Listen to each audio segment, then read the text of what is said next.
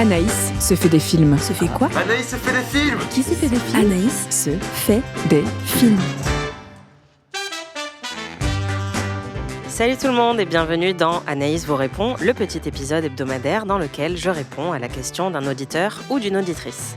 Vous le savez déjà si vous suivez le compte Instagram Anaïs se fait des films. En ce moment, je suis à Berlin parce que j'adore les saucisses et les températures négatives, mais aussi et surtout pour la Berlinale, l'autre grand festival de cinéma européen avec Cannes et Venise. J'ai déjà vu énormément de bons films et ne vous inquiétez pas, je vais tout vous raconter dans le prochain épisode du podcast. Mais en attendant, j'avais déjà envie de répondre à une question qui m'a été envoyée par David. Il m'a écrit « Bonjour Anaïs et bon festival. En dehors du fait qu'il y a un festival important en Allemagne, est-ce que tu sais si le cinéma ici se porte bien ? Et quels seraient les films allemands indispensables à avoir vu au moins une fois dans sa vie, parce qu'à part La vie des autres et Goodbye Lénine, je sèche ?» Alors David, déjà merci beaucoup pour ta question et merci de me souhaiter un bon festival. J'ai un peu froid, mais à part ça, tout se passe bien. Je ne suis pas du tout experte du cinéma allemand, donc je ne vais pas pouvoir trop rentrer dans les détails en ce qui concerne la santé du cinéma allemand à l'heure actuelle. Ce que je sais, c'est que la fréquentation des salles était en hausse l'année dernière et que donc c'est plutôt positif. La Berlinale, cette année, puisque c'est le grand festival de cinéma allemand, a une très très belle édition. Donc je pense que c'est plutôt bon signe aussi pour les futures éditions du festival, puisque cette année, honnêtement, pour l'instant, j'ai pas vu de très mauvais films. Il y en a certains que j'ai pas du tout aimés, mais même ceux-là, je pourrais pas dire qu'ils sont mauvais. Je trouve que le niveau est très élevé. Donc on verra si ça a un retentissement sur les années qui suivent pour la sélection de la Berlinale. Et en ce qui concerne les films allemands, il y a quand même eu un gros succès en salle en 2023. C'était La salle des profs de Ilker Satak. Et ce qui est intéressant, c'est que son nouveau film était présenté à la Berlinale cette année. Ça s'appelle Yellow Letters. Et les premiers retours sont plutôt bons. Il a déjà été acheté par pas mal de distributeurs, ce qui est plutôt bon signe. Donc voilà, c'est un peu tout ce que je peux te dire sur le cinéma allemand. Mais honnêtement, si tu veux plus de détails, il faudra demander à quelqu'un d'autre que moi. En ce qui concerne les films allemands incontournables à avoir vu au moins une fois dans sa vie, honnêtement, je dirais que Goodbye Lénine et La vie des autres, c'est plutôt un bon début. Mais je peux t'en recommander d'autres. Il se trouve que parmi mes films préférés, il y a au moins 2 films allemands. Le premier, c'est Nosferatu de Murnau, qui est un très très vieux film puisqu'il est sorti au début des années 1920. Et c'est un classique de l'horreur, un chef-d'œuvre du cinéma, tout genre confondu. Ça parle d'un certain vampire qui s'appelle Nosferatu, le grand Nosferatu. Enfin, il n'est pas vraiment grand en fait, il a plutôt des petits problèmes de posture, il est un peu voûté, ce pauvre monsieur. Mais ce film, Nosferatu de Murnau, c'est un film qui appartient au cinéma expressionniste allemand, ce qui veut dire que c'est un film avec une photographie en noir et blanc, évidemment, qui n'est pas du tout réaliste, avec des décors très impressionnants, un jeu sur les ombres et les lumières qui est magnifique. Moi, j'adore ce film, c'est un de mes films d'horreur préférés. J'y fais référence assez souvent d'ailleurs dans le podcast. Et ce qui est amusant en le revoyant aujourd'hui, c'est que évidemment, on est encore très loin des codes de l'horreur moderne. Vous n'allez pas trouver des jumpscares forcément dans Nosferatu, mais vous allez trouver des images qui ont encore un impact assez fort, notamment l'invasion d'une nuée de rats, qui avait d'ailleurs été reprise dans le Nosferatu de Robert Eggers l'année dernière. Et forcément, un film qui sort en 1921-1922, alors que le souvenir de la Première Guerre mondiale et des tranchées est encore très vif. J'imagine que c'était très impressionnant, puisque moi, encore à l'heure actuelle, ça me dégoûte absolument comme idée. Donc si vous n'avez jamais vu Nosferatu de Murnau, je vous le recommande absolument. Et un autre de mes films préférés, qui est un film beaucoup plus récent pour le coup, c'est Tony Erdmann de Marraine à deux. I'm Tony. Tony Erdmann. Nice to meet you. I'm consultant and coach. Un film qui était au Festival de Cannes en 2016, qui avait eu un énorme succès critique là-bas. C'est, je crois, le film le mieux noté de l'histoire de tous les films du Festival de Cannes par la grille de critique principale qui opère à Cannes tous les ans. Le film faisait vraiment l'unanimité, ou quasiment l'unanimité. Tout le monde s'attendait à ce qu'il gagne la Palme d'Or. Les projections avaient été totalement survoltées puisque c'est une comédie. Et finalement, c'est pas ce film-là qui l'a emporté. C'était Moi, Daniel Blake de Ken Loach. Et selon la rumeur, c'est parce que le président de jury cette année-là, George Miller, n'avait pas du tout aimé Tony Erdmann. Alors certes, il a réalisé Mad Max Fury Road et pour ça, on lui est très reconnaissant. Mais je pense qu'il a commis la plus grosse erreur de sa vie quand il n'a pas donné la Palme d'Or à Tony Erdmann. Moi, c'est vraiment un film que j'adore, que j'ai revu plein de fois depuis le Festival de Cannes. Et donc, c'est une comédie avec, dans le rôle principal, Sandra Hüller. Moi, c'était la première fois que je la découvrais. Depuis, elle est évidemment devenue encore plus connue puisqu'elle incarnait le rôle principal dans Anatomie d'une chute. C'est une actrice allemande absolument incroyable. Elle était dans La zone d'intérêt aussi. Et dans ce film, Tony Erdmann, elle incarne une femme qui est un petit peu coincée, qui est très rigide dans sa manière d'être et dans sa vie au quotidien. et qui a un père qui, pour le coup, est plutôt bohème, qui est un gros farceur, et son père qui sent que sa fille a désespérément besoin de péter un coup et de rire un petit peu, décide de lui rendre visite à son travail et de lui faire plein de farces. Évidemment, ça ne la fait pas du tout rire, ça se passe plutôt mal, et donc c'est un film qui est assez cringe, puisque c'est plein de tentatives de ce personnage d'essayer de dérider sa fille, et donc qui crée des situations de malaise avec ses collègues et ses proches. Ça fait beaucoup rire, et en fait moi ce que j'ai aimé, c'est que ce film a eu sur moi l'effet qu'il cherche à avoir aussi sur le personnage principal. Moi-même, je peux parfois être un petit peu rigide, et j'ai plutôt tendance à réprimer mes émotions, même quand j'en ressens beaucoup et qu'elles sont très très fortes. Et en fait, en voyant ce film, qui dure en plus assez longtemps, et dure plus de 2 heures, on est obligé de se dérider au bout d'un moment, on est obligé de lâcher prise, exactement comme le personnage principal est obligé de le faire.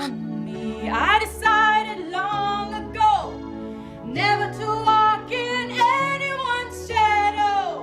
If I fail, if I succeed, at least I lived as I believe, no matter what. Il y a des situations de plus en plus embarrassantes et on sent en fait la frustration de ce personnage qui n'arrête pas de monter, jusqu'à ce que ça explose. Le dernier tiers du film est absolument incroyable et moi en fait je suis sortie de là, j'avais beaucoup ri pendant 2 heures et demie et en fait en sortant du film je me suis effondrée en larmes parce que ça avait aussi bousculé beaucoup de choses chez moi. J'ai trouvé la relation entre cette fille et son père à l'écran absolument bouleversante.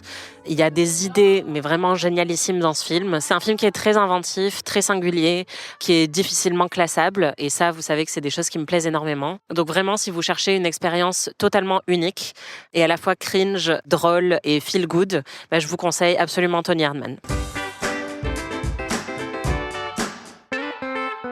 Parmi les cinéastes allemands actuels qui méritent un petit coup d'œil, il y a aussi Christian Petzold.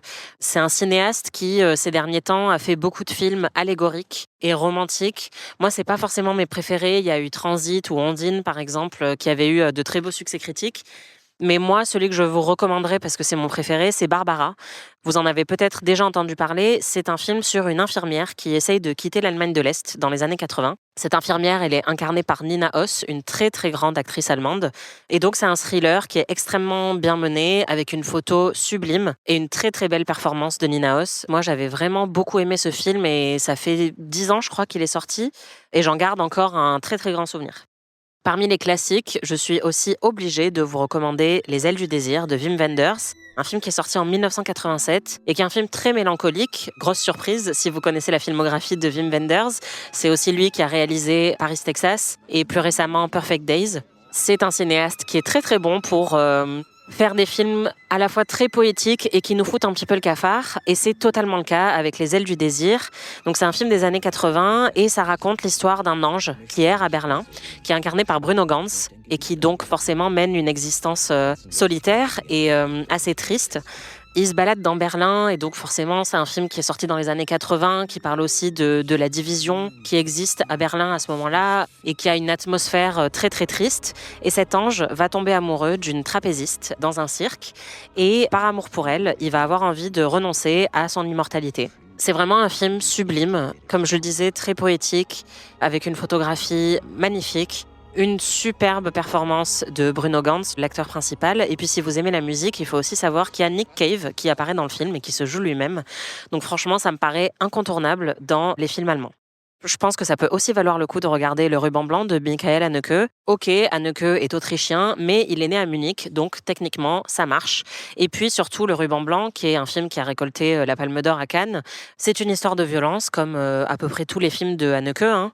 Et celui-là, vu qu'il se situe en Allemagne en 1913-1914, au sein d'un groupe d'enfants qui donc sont censés être encore innocents et intouchés par la violence, mais qui vont être contaminés par elle petit à petit, beaucoup y ont vu une réflexion sur la violence spécifiquement en Allemagne et potentiellement sur la naissance du fascisme.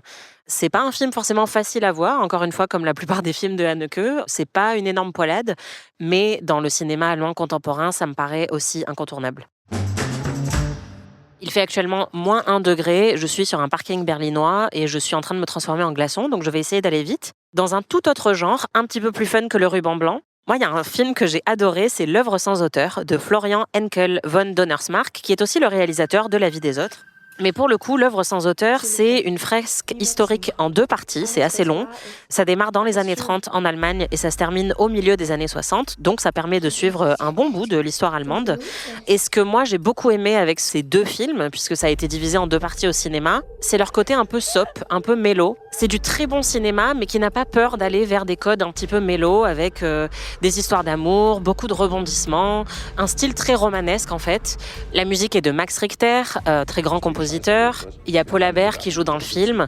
C'est très émouvant. Moi, je me souviens que j'étais allée le voir au cinéma parce que ça passait juste à côté de chez moi, un dimanche après-midi, et j'avais vraiment passé mon après-midi au cinéma puisque c'était une épopée assez longue avec les 2 films qui étaient diffusés l'un après l'autre.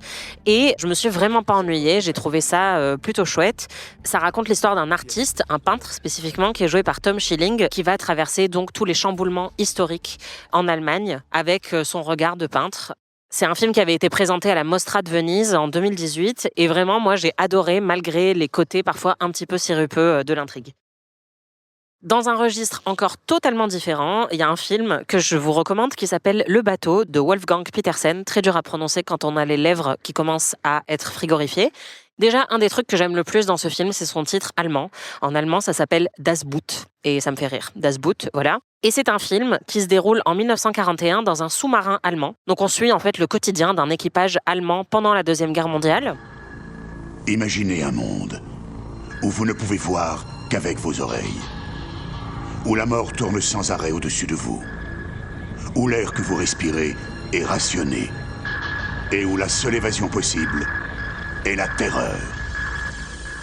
Attention, trigger warning, mal de mer. Ça peut filer la nausée parce que, comme vous pouvez l'imaginer, un sous-marin en mer en 1941, ça secoue un petit peu. C'est un film très très long, mais c'est une expérience vraiment immersive et moi, ça m'a à la fois un peu filé le mal de mer, mais aussi beaucoup marqué. Donc je vous recommande Das Boot, le bateau de Wolfgang Petersen.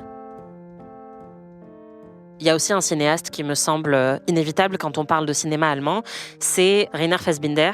Et je pense que mon film préféré de lui, c'est Tous les autres s'appellent Ali. C'est l'histoire d'amour entre une veuve allemande plutôt âgée et un immigré marocain qui s'appelle Ali. Cet homme qui est joué par El Eddy Ben Salem, qui était l'amant de Fassbinder et qui a connu un destin assez tragique puisqu'il est mort à l'âge de 40 ans. Fassbinder lui avait donc donné le premier rôle dans ce film et c'est une histoire d'amour très singulière, très belle, assez mélancolique. Et d'ailleurs, dans beaucoup des films de Fassbinder, en tout cas ceux que j'ai vus, il y a toujours une petite pointe de cruauté, mais je trouve que dans ce film, c'est très réussi. Il y en a un autre, évidemment, qui est Les larmes amères de Petra von Kant. Grand film, souvent cité aussi dans les références du cinéma queer. Donc vraiment, si vous ne connaissez pas Fassbinder et que vous voulez découvrir un pan du cinéma allemand, commencez par ces 2-là, ils sont vraiment géniaux. Mon coup de cœur allemand le plus récent, je dirais que c'est Sound of Falling ou Les échos du passé de Masha Shelinski. Je vais pas trop m'attarder dessus parce que je vous en ai déjà parlé plusieurs fois dans le podcast. Il était à Cannes cette année. Il est sorti il y a pas longtemps en salle et c'est un film qui raconte le destin de plusieurs femmes en Allemagne qui ont vécu dans la même ferme à différentes époques.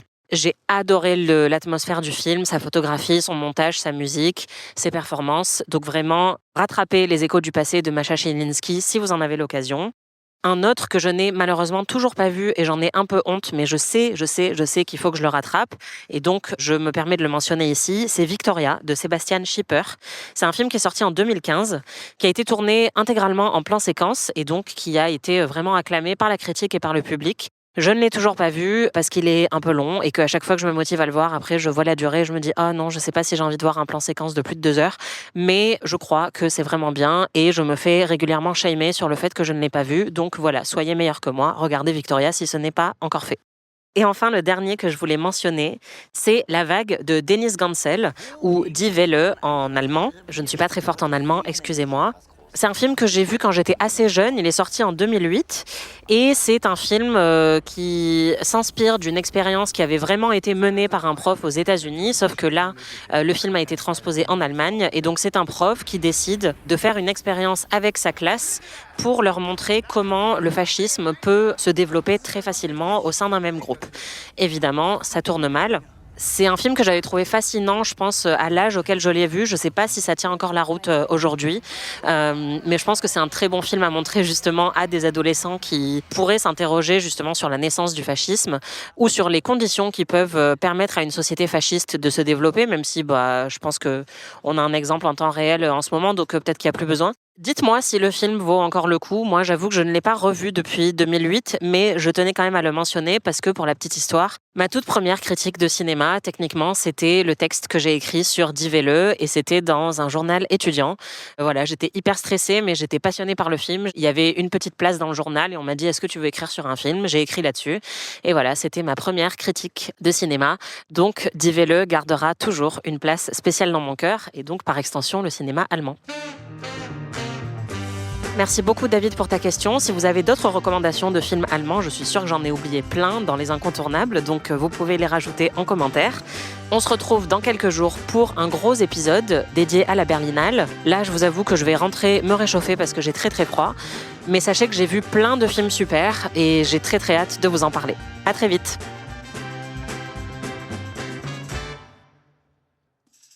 Anaïs se fait des films est un podcast d'Anaïs Bordage, c'est moi.